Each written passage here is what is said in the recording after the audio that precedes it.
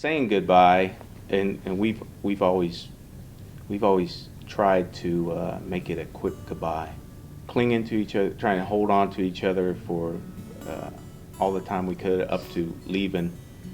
Really, really it makes it harder on both of us. So we usually have a set routine where Deborah will come and drop me off early, and then we'll say our goodbyes, and she'll go back home, and her and the children will try to get back into their daily routine as quick as possible. That's the advice we have given our families.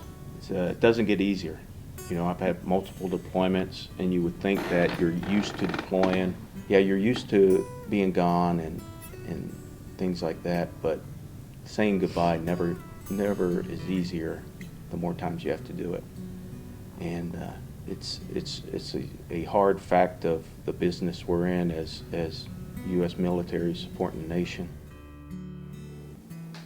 I'd say overall, this deployment is part of history. It's something that's never been done before, and people will realize it probably eight months to a year from now, what we're going to do, and how we have been partnered up with the individuals that we've been partnered up with.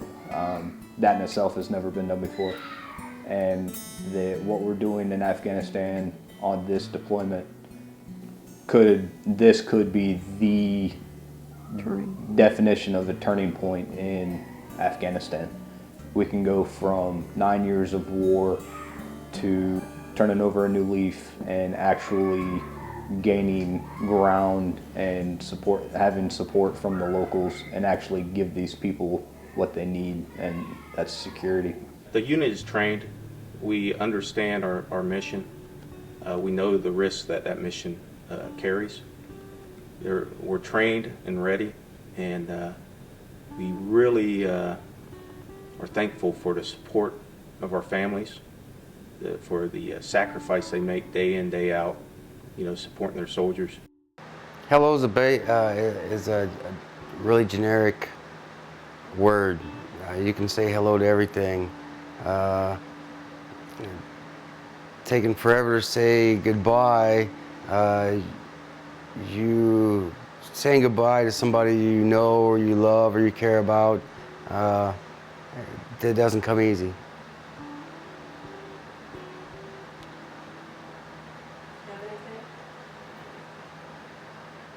Just being there for one another and supporting one another is just so important during this time. It is extremely important for the families to know that they're not alone, that it's, they're never alone. So, just This is his job, and you're proud that he is a soldier, and you want to be there to support him. You married a soldier, you knew you married a soldier, so just be strong and be proud. I think it takes a minute to say hello, because almost like you're meeting someone, you're seeing them, and it's refreshing, and so it's short because you want to get to the point and talk about other things, whereas when you're saying goodbye, you're reminiscing over everything that you've done together and your lives together. This being a short notice deployment, mentally, in terms of myself, personally, I haven't really had a lot of time to prepare. It's kind of slowly hitting me. It really just hit me last week how long a year is. Like 12 months is a long time. And I don't think it's really hit me that I'm not really going to see my wife for 12 months yet. I think it'll probably hit me once I get on the plane. The key to getting through it, one, taking the training that you've gotten prior, living up to standards. That'll help you get through things. If you have standards and stick to them, that's a key element. And getting through a deployment, getting a battle buddy. It's easier for two of you to get to a deployment than you trying to handle it all by yourself. It's just the fear of letting go. The fear of not knowing. No. I mean, they're going to war. I mean, there's always a chance that your husband might be the one that was in the wrong place at the wrong time. And I don't know. I agree. I mean, the way you word it definitely brings realism to the job that we do and what we're going to do. You can what if it to death, but it's simple fact. I mean, not everybody that goes over there comes back.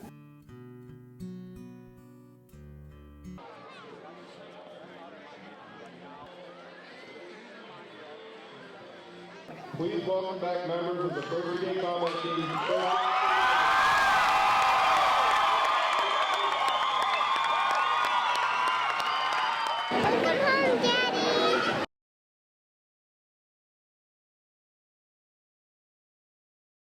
Long. It was long. It was a difficult separation. It's hard to think about all the things that you missed during the year. That was the hardest thing for me.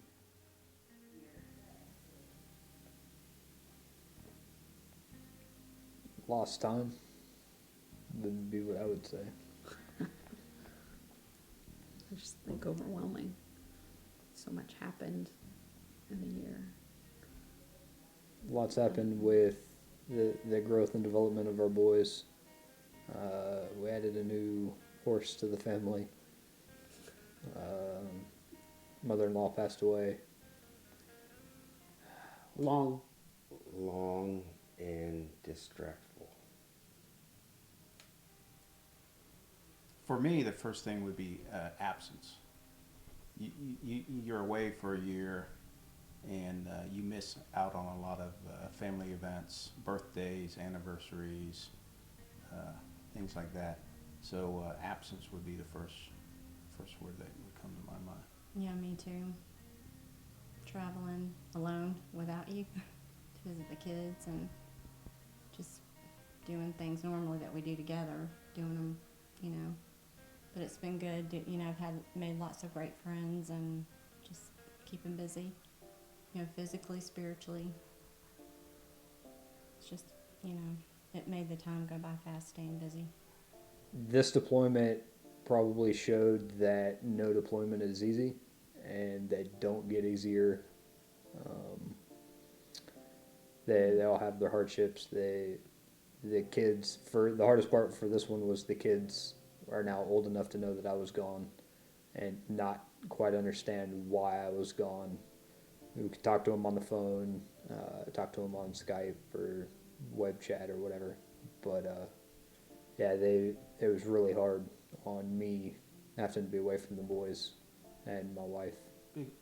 In the position I deployed in as a battalion commander, I think the biggest thing I learned was just the strength of the Army families and diversity of the Army families, and just how strong and how you would anticipate there would be certain problems and things, and we really didn't have a whole lot. Well, considering the short notice you got. Yeah, it was short notice and everything like that, where we didn't have as much time to prepare. We had very few issues and incidents during the deployment. Biggest thing I've learned from this deployment compared to all the others is flexibility. For me, it was patience. I really tried to focus this year on, you know, so many times in your life you just want to get through to the next thing. So I really tried to focus on not just wanting the deployment to end, but to just sort of be present where I was and to at least appreciate even the things around me, you know, during the deployment. And then you know, just waiting, waiting to be able to come home, waiting for leave. All of those things just required patience, and so I think almost the slowness of the deployment was kind of an interesting thing, just to be able to rest and relax in whatever situations you were in at the time. The strength of the families. I was just amazed at these 19-year-olds, 23-year-olds, just the maturity that they showed throughout the year was just amazing. I was very, very impressed with our ladies, our families. The young wives sought out, you know, support from the older wives who had gone through the experience of deployment previously, and I think it prepared them well. We were real fortunate. We didn't have a whole lot of casualties, but the family readiness group was prepared for that eventuality if it occurred. We had care teams that were prepared and ready. No, we never had to use them. Yeah, ready to assist if needed. But so the strength of the family. You want it to get over with, but you also want to be careful not to miss the moments along the way, and to make sure the kids were taken care of, and that I wasn't bypassing them just to get to the finish. So I wanted to go through it well, and I wanted to finish it out well. I think it's impacted made more of a mark on the boys, I guess, especially the older two, because they can remember now. Anytime he's left in the past for a deployment, when he came home, then he'd have to go to work. He'd be like, okay, see you next year. But now it's more of a fear, I guess. They're like, well, when's he going to have to go next? And they understand the consequences of Dad going to war, and that not everybody comes back. So they've got that fear too. So that's been an impact that we've not really had to deal with in the past, because they've been younger and just tell them Daddy's at work. I'm like, okay. And now you have to explain a little bit more, and so that's been difficult on my end. What really drove that point home was after we'd been back, we had 3 or 4 days off, and then we went back to work.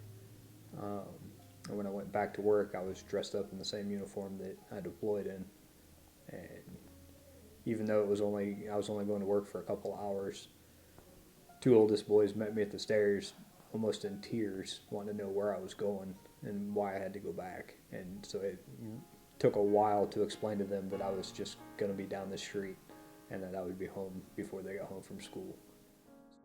Really just focused on soldiers coming home right now, and what the Army calls this phase now is the reintegration phase. As we left, we kind of took 2 different paths in our lives.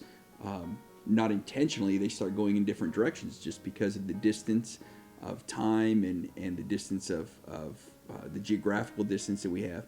And so now what we have to do as soldiers, we have to get back on the other path. We have to catch up with everything that's going on. And so that's difficult, and it takes a little bit of time. The Army says it takes 90 days. It takes as long as it takes. For some, it's faster. For some, it takes longer. For us, I would say the transition back into this deployment, from this deployment, has probably been the easiest. Don't know why, but it has. Before, we've disagreed on like child discipline or financial status, and where bills that should have been paid or bills that I thought would be paid off that weren't paid off, or things like that from prior deployments. This deployment, we pretty much stayed on par with what we wanted to do throughout the whole deployment. So coming back to, as far as reintegration in the family, there's really not much going on other than Honestly, people have asked me in the past week or so, well, how's reintegration going? I'm like, it's not, because we haven't reintegrated. Things just kind of fell, it's like last year it happened, but it didn't happen. We just kind of fell right back to the way things were before he left. I mean, the first couple times he got onto the boys, it surprised them, which was funny. But really, other than that, I mean, things have been really good.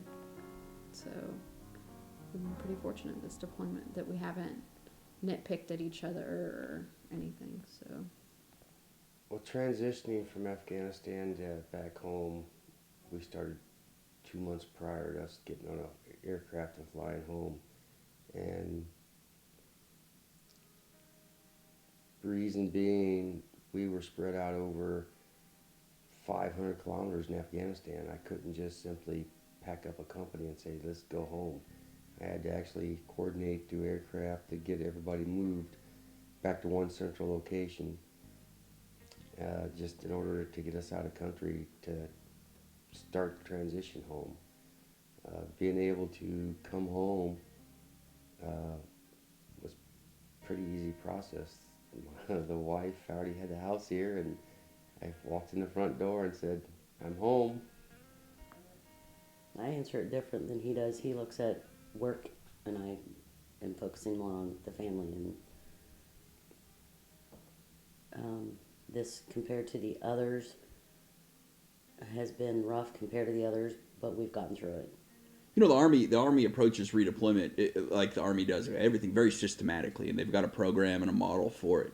And the redeployment, which is, you know, the coming home phase, starts before we leave country. And about a month out, I started traveling around. We had guys all over Afghanistan, and so I spent a week traveling around specifically just to do briefs on coming home. And I probably did about 15 different briefs to you know, our different guys as they had were ready to leave Afghanistan. Just talking about things we might experience when we come home. There's all kinds of different you know, situations that we might come into. Some are good, some are bad. You know, one interesting thing that I kind of anticipated, in fact, it was exactly like I guessed it would be. The first couple of days I was home was just the stimulus overload with you know, our 7-year-old clinging to me, and nobody had touched me all year long. And all of a sudden I have a 7-year-old that won't keep his hands off me or has his face 2 inches from me. And, you know, it was just kind of, okay, enough now. and I knew that was going to happen. And I talked about you know, to all the guys, I told them that was going to happen to me personally. And then it did happen. But, you know, you can know it, but until you experience it, you know, you don't. It always takes a little bit of getting used to, because the transition from being deployed to being back in the States is so quick now. You get on a plane in Kuwait or in Afghanistan, you fly to another country, cross level onto another plane, and you could be back here within 2 days of being in Afghanistan doing operations. So the transition is pretty quick. What we've done and what the Army has done is a period of adjustment, reintegration, where you're reintegrated back into the unit back here. Also, the families you're reintegrated into your family, the community, things like that. So we work shorter hours. We allow a lot more time for the soldiers to be with their families for that adjustment period. We also have a lot of support systems in place to provide counseling or other services to the soldiers if they're identified as having any challenges during that period, or if they've requested it or anything like that. So, behavior health, marriage counseling, financial counseling, things like that. So we have a lot of tools to help. Retreats they go to. Yeah. So we have a lot of tools for the families and soldiers to use. I didn't really view the deployment as something I had to do for my career. I certainly wouldn't have volunteered for it because I knew that it was going to be difficult to be away from family, and I've spent a lot of time away from my family just through my life, and it's not something I'd ever volunteer to do, but it's also something I signed up for. So I was absolutely okay with going to Afghanistan and being away for a year. And so from a career perspective for me, do I think it was necessary to have been in Afghanistan?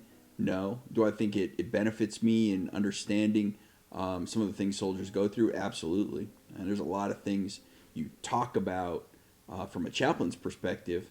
There's a lot of things you talk about that are related to relationships and deployments that I understood intellectually, but you can't not fully understand until you experience it yourself. Individually, it's an adjustment because when you're deployed, you don't have to make time for family and things like that because they're just not there. So there's a lot of demands on you when you first get back. You know, everybody wants to see you. You want to do Family things. members want you to run Yeah. here and there and be, Oh, and yeah. they don't understand he can't just when he gets back on boots down here, he can't just get in the car and run to Florida, Georgia, or Yeah. wherever we want to go. And it's hard to explain that to them. Oh yeah, you have a lot of demands. We need some, they need counseling for that. Yeah. Yeah. But there's a lot of demands, and you just gotta take them in stride. Mm-hmm. And communication, there's things you'll want to do. There's things your spouse will want to do. There's things your family wants to do, and then there's the unit demands and things like that. So you just gotta have balance and communication. Your spouse, your family makes adjustments to you not being there. So they've gotten into their own kind of rhythm and way of doing things without you. So if you come back and try to take over running things from day one, you can find yourself in arguments, things like that. So it's just patience, communications, things like that. And that's something as leaders we have to look out for too, is soldiers, especially our younger soldiers that are having any kind of adjustment problems, things like that. And making sure we have that strong communication with them where we can get them the services they need in the right time to make sure we don't have any serious problems.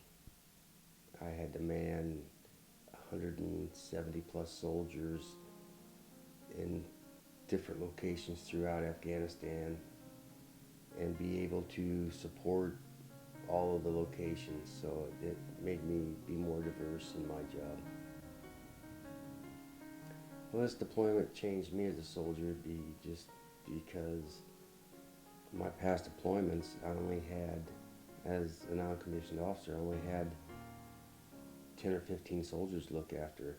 This deployment I had 170 plus soldiers to look after, and trying to keep up with their day-to-day activities plus the events that they had back stateside. It was rough. I mean, but I think it prepared me for the next step. As far as development as a soldier, the type of deployment that we did this time is, I've never done a deployment like this. It's the first time in history that a conventional unit had been absorbed into the Special Operations Forces community, which meant that we were exposed to the secret squirrel side of the military, as we call it. Also, given the team that I was with, I got to experience the Army from more of a administrative, bigger picture than I would as a platoon sergeant down on the ground with my guys. I got to meet the president of Latvia, the Norwegian ambassador to the U.S., one of the only two 4-star generals in Norway. So I got to meet a lot of cool people, stuff that I never would have been able to do being in a regular unit on a normal deployment. Yeah, I think, well, in terms of my career, I mean, I've been in the Army for just 3 years as a chaplain. I anticipate, moving on for as many years as I really feel like it's a calling to be here. And so as long as the Lord would have us here, that's how long we would be here. Our next step would be, it looks like we're going to go off to be at one of the combat training centers to be a task force senior advisor or observer controller trainer. And that will set us up for attendance at War College in the future and then promotion. But as far as, I just think it kind of rounded it out, being a commander at that level and then working with the Special Ops forces like we were doing, it gave me a little more depth. So I enjoy every day, you know, as we get close to winding down to the end of our command tour, you know, there's every day is a little bittersweet. You know, you see our junior leaders who were merely privates 3 years ago when I took command that are now young non-commissioned officers and who have that combat experience behind them and performed extremely well under tough circumstances. And you have that pride, you know. You have a vested interest in every one of your soldiers, every one of your families. Deborah feels the same way with the spouses.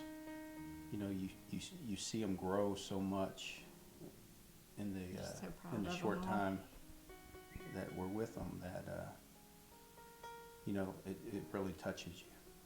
And then, you know, you have that connection, and we stay in touch with a lot of the leaders, soldiers that have left the unit, PCS, before we deployed or redeployed, and then went on to follow on assignments since we've been home. And it's just nice. It's and you've connected with a lot of people that you've, you know, been with over the years, even back all the way back to the Ranger Battalion. Oh, I mean, yeah. you've reconnected with so many people, and I mean, we've been very fortunate. Given the deployments, they were hard. But, you know, that's what he's trained for. That's what he does. That's what they all do. And I'm proud of all of them and everything they stand for.